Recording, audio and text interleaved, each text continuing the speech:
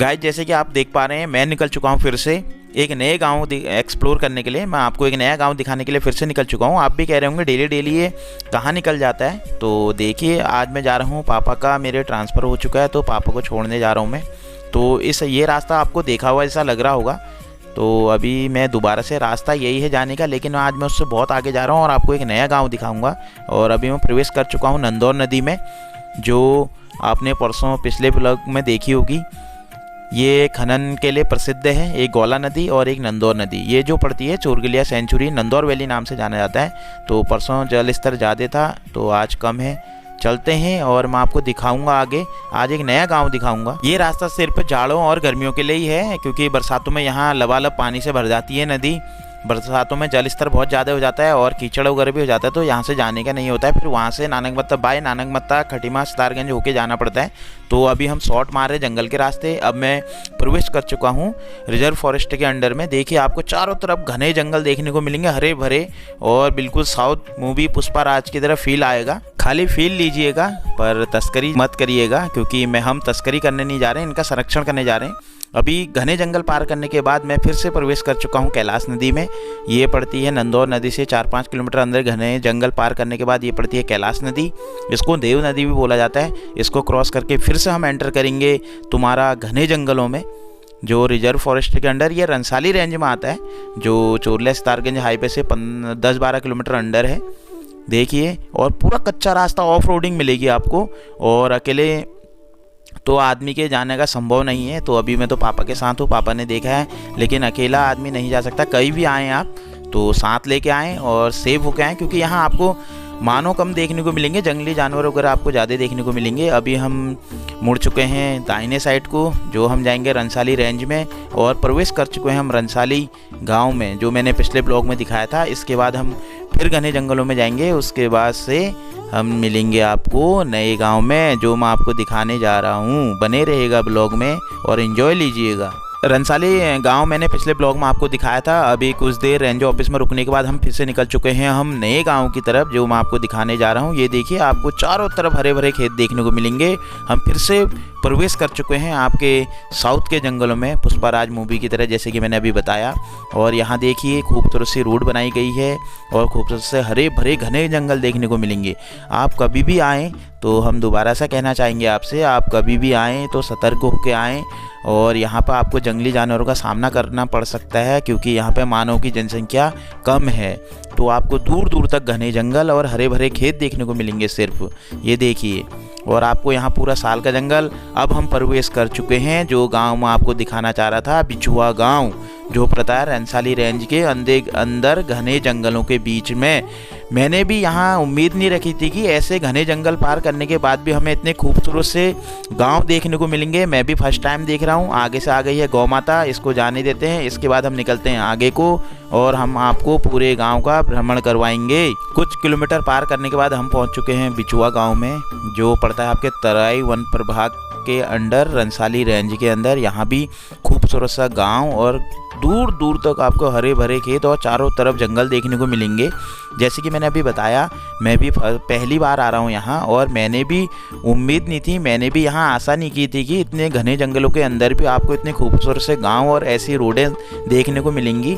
ये देखिए दूर दूर तक आपको हरे भरे खेत देखने को मिलेंगे। शायद ऐसे हमारे हल्द्वानी वगैरह या कहीं शहरों में कम होंगे। तो चलते हैं और एंजॉय लीजिएगा गांव का, और नज़र मत लगाइएगा किसी की फसल को। आपको दूर दूर तक हरे भरे खेत देखने को मिलेंगे और आप कहेंगे देखिए कितनी अच्छी फसल हो रही है। चलो मैं मजाक कर रहा हूँ, सीरियस मत होइएगा। और यहाँ आपको सांप सीढ़ी वाली जैसी रोड दिखाई दे रही है। मैं देख रहा हूँ कि थोड़ा 100 मीटर चल रहे हैं फिर मोड़ आ रहा है, फिर 100 मीटर चल रहा हूँ फिर मोड़ आ रहा है। देखिए सांप सीढ़ी वाला रास्ता देखने को मिलेगा आपको यहाँ पे। और आगे देखिए भाई साहब ले जा रहे हैं बोझा, पूरा इतना लोड भर रखा है बाइक में।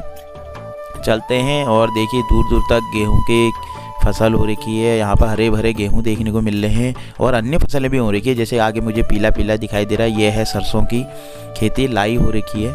चलते हैं और एंजॉय लीजिए रास्ते का। अब ज़्यादा मैं क्या बोलूँ, मैं भी थक गया हूँ। आप भी कह रहे होंगे कितनी बकबक कर रहा है। 2-3 बार रास्ता पूछने के बाद, क्योंकि पापा भी यहाँ फर्स्ट टाइम आ रहे हैं तो पापा को यहाँ का रास्ता मालूम नहीं है, क्योंकि वैसे भी यहाँ सांप सीढ़ी वाला रास्ता है जैसे कि मैंने भी आपको बताया।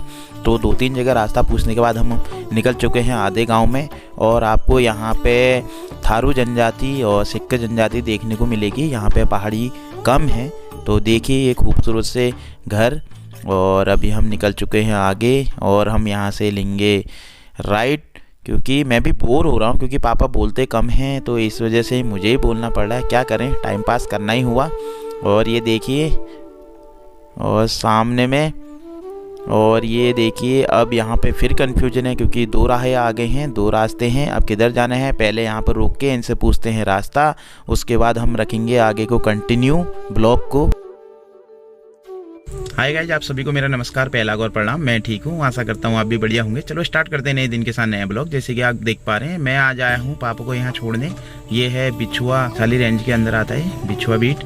तो अभी मैं दिखाता हूँ आपको। सॉरी दोस्तों, मैं आज थोड़ा लेट से ब्लॉग स्टार्ट कर रहा हूँ, क्योंकि पूरा आप भी कह रहे होंगे पूरे रास्ते पर बकबक करते हुए आ रहा है, और अभी तक ब्लॉग अब स्टार्ट कर रहा है, क्योंकि मुझे रास्ते में मौका नहीं मिला और आवाज़ भी क्लियर नहीं आ रही थी गाड़ी की वजह से। थोड़ा ऑफ रोड था, आपको पता था कच्चा रास्ता था, इस वजह से। तो मैंने कहा वहीं जाके आपको आज नए तरीके से ब्लॉग स्टार्ट करेंगे। तो मैंने अभी पापा का सामान वगैरह रख दिया है। पापा तो आते ही निकल चुके हैं अपनी ड्यूटी में, गश्त में निकल चुके हैं, और मैं अभी पापा का सामान रूम में रख के फिर निकलूँगा घर को अकेले। थोड़ा डर जैसा भी लग रहा है, क्योंकि इतना घना जंगल है और मुझे अकेले पार करना है, अकेले सफ़र करना है, क्योंकि पापा तो यहीं रहेंगे, पापा यहीं ड्यूटी कंटिन्यू करेंगे। तो मुझे निकलना पड़ेगा अकेले। देखेंगे हल्ला गुल्ला करते हुए और आपको बोर करते हुए चलेंगे घने जंगलों के बीच में, क्योंकि कोई जरिया भी नहीं है। ऐसा तो है नहीं कि यार मुझे डर लग रहा है पापा आप चलो, फिर मैं पापा को छोड़ने आऊँ, फिर पापा मुझे छोड़ने आए। ऐसा नहीं हो सकता है, पर थोड़ा हिम्मत रखनी पड़ेगी। और ये है पूरी बिछुआ चौकी। देखिए ये पूरा फॉरेस्ट कंपाउंड है बिछुआ का, जो जैसे कि मैंने अभी आपको बताया रनसाली रेंज में तराई पूर्वी वन प्रभाग के अंडर में आता है।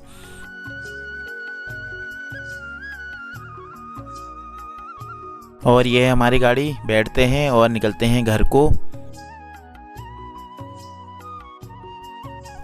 और सामान वगैरह रख के मैं निकल चुका हूँ फॉरेस्ट कंपाउंड से बाहर, और आ चुका हूँ बिछुआ गांव में। ये देखिए आमने में सामने में दोनों साइड आपको खूबसूरत से घर देखने को मिलेंगे।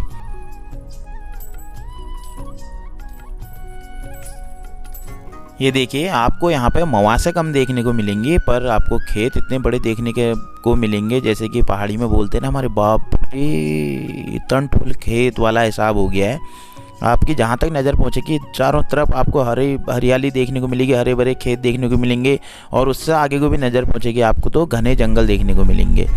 चलो हंसी मजाक बहुत हुआ, और कैसा लगा आपको गांव ये बताइएगा कमेंट में। चलते हैं घर को और मिलते हैं हम आपको घर जा। खूबसूरत से गांव पार करने के बाद फिर से आ चुका हूँ मैं घने जंगलों में। और आपको मेरा ब्लॉग पसंद आए तो लाइक शेयर सब्सक्राइब करना ना भूलें, और बेल आइकन को ऑल पे सेट करें, जिससे कि आपको मेरी न्यू वीडियो देखने का जल्द मौका मिलेगा। ऐसे ही अपना सपोर्ट बनाए रखें, और मैं आपको नई नई जगह और नए नए गांव दिखाते रहूँगा। मिलते हैं आपको नए ब्लॉग में। Good bye.